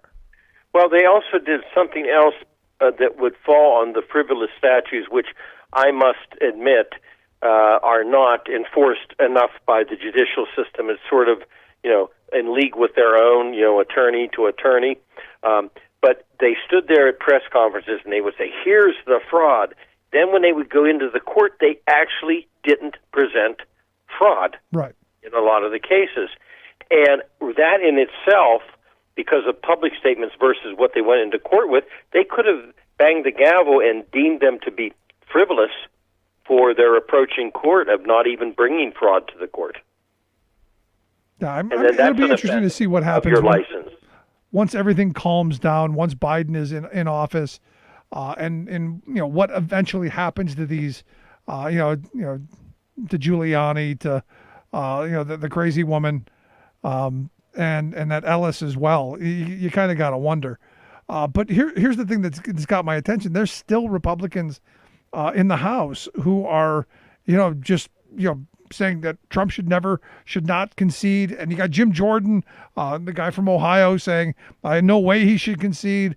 And then to push for a House vote in January is what is being said. And in our conversations, how is that possible if on December 14th the electors make the decision? How is it possible in January that you're going to have a House floor vote that I mean, it doesn't make any sense to me. Well, they do two things. One, in December the 14th, which I have actually served there in 2004 with Dick Cheney was, at the podium, and then John Larson, Democrat from Connecticut, and I think 4 others from the House and Senate, we were all together, right? And that's where we received the elector. So that's the December 14th. You receive it, and then you announce the electoral college vote. And at that point in time, Stephanie Tubbs Jones, the late Congresswoman from Ohio, who had privately talked to me, what she was going to do, stood up when I actually called Ohio and protested what I had called, for the electors. And then we had a little bit of, floor debate allowed back and forth, and then we had a vote. Now, that was a vote on that electoral presentation from Ohio. Now, the January is where they basically reaffirm, the House will reaffirm what the Electoral College on the 14th brings forth. So they don't have an opportunity on the 14th to do a vote, but they do have an opportunity in January, which you don't do because the House, with the Vice President of the United States, Pence, is going to confirm on the 14th Biden. Right. So they can have a vote if they want, but they have less standing, to do it. I can understand when the roll call was made and Stephanie wanted to make a point. That's actually only the second time, by the way, as I remember, in U.S. history where that actually even happened. So to do it in January would be just bizarre. Right.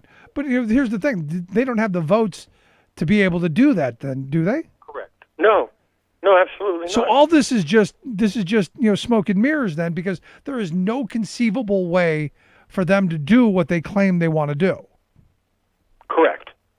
It can't happen. I did, but I will tell you, I found this out. Friends, of course, and people I don't know that well.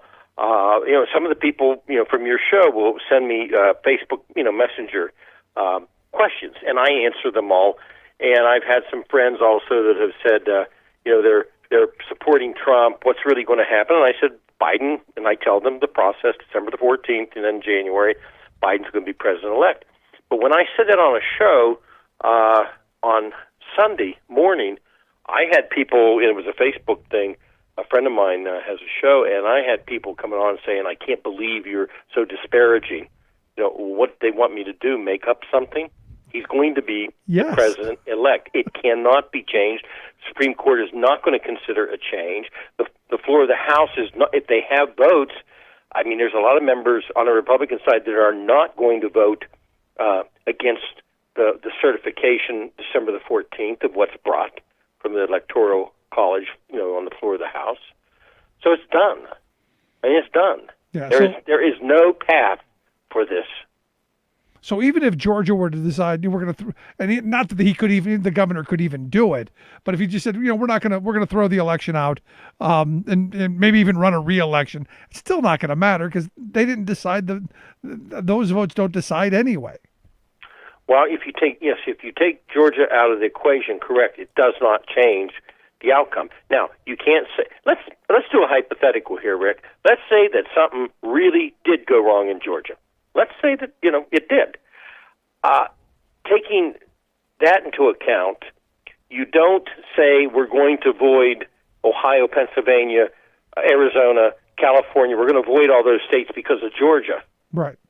Now, if in fact you took Georgia out and there was a dead heat tie with nobody having the majority, of course, exactly. Then you're going to have a Florida situation of Gore versus Bush, where a one county narrow path, 537 votes goes through the system.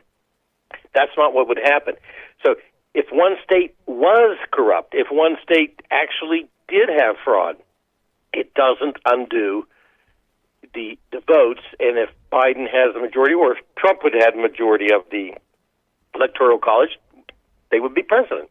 Yeah, I mean, there's just no path for them to undo what it is. But oddly enough, like you, I'm still getting people going, no, we're still going to win, and I'm going, it must be nice to be delusional. Yes, because it simply isn't going to happen. Now, the governor of Georgia has said, fine, do a signature audit, which would be what, number 3? Right. Do a signature audit if you want. If you want to be a 3-time loser, you go right ahead and do that. But he did object, Governor Kemp objected to the approach the president's people and the president wanted to take, which was to overturn the election. That he objected to. Amazing. And it's amazing that Republican voters would be okay with that. Just crazy stuff. But well, Bob, and they should thank Kemp, the Republican candidates, because had Kemp went another direction, it could have been really, really, really bad for the Senate candidates if the governor had said, "Yeah, we're going to throw it out because I think we ought to." Yeah, that would not be good. That would be interesting. But lots to get to this week, Bob. I appreciate the time as always. Good stuff, my friend. Thank you, Rick. Good stuff. Our good friend Bob Ney. Quick break. Right back to wrap things up. Stick around. You're listening to the Rick Smith Show.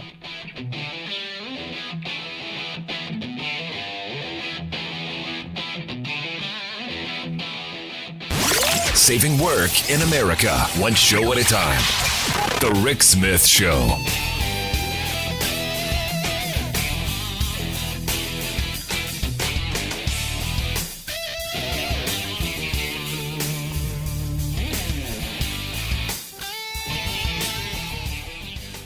I'm Rick Smith, and this is Labor History in 2.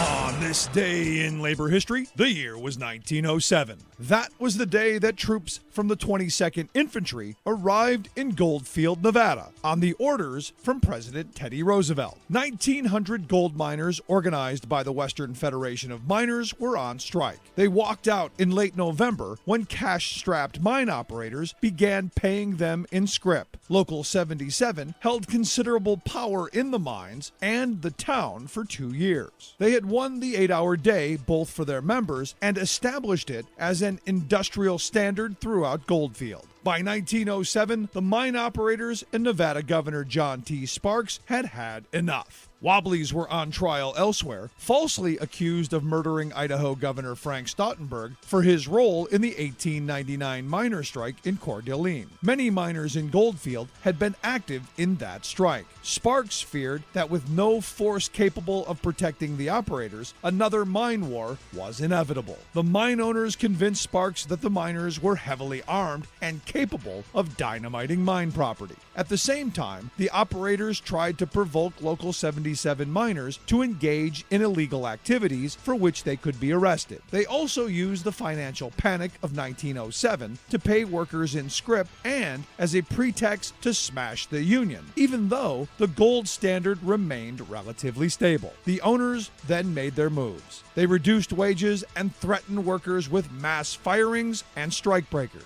But the union remained disciplined and peaceful during the strike. It was clear by the following March that the presence of federal troops gave the mine owners the impetus they needed to drive Local 77 miners out of the mines and out of Goldfield. Labor History in 2 brought to you by the Illinois Labor History Society and the Rick Smith Show.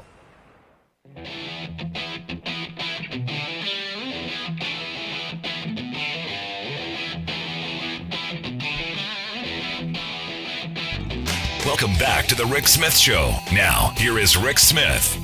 So, going to be an interesting couple of days ahead. Still looking into more of what's going on in Georgia. We're going to try and get folks to come out and talk about the organizing going on in the streets there. Also going to talk about some of the PPE stuff. Walkout Wednesday is going to happen again. I want to make sure that we're standing with our brothers and sisters in the healthcare industry to make sure that they get the dignity, the respect, the PPE that they need and deserve. So lots to get to this week, lots of stuff I want to focus on. And I'm glad Bob took a moment to kind of explain that, hey, there is no path forward for Trump, which, it just takes me back to the basic reality of what I said from the start. This is about fundraising, getting more money out of the flock, and about list building and building for that next election. That's the reason Republicans haven't turned on Trump yet. And I don't know that they're going to. That's the weird part about it. So it's going to be an interesting last 44 days, I guess, 44 days until Joe Biden is president. Going to be interesting and scary all at the same time. Anyway, if you missed any of today's program, thericksmithshow.com. That's where you go for the podcast. The Rick Smith Show app on the smartphone. Thanks so much for being here. We'll see you back here next time. You've been listening to The Rick Smith Show. Email Rick at rick@thericksmithshow.com.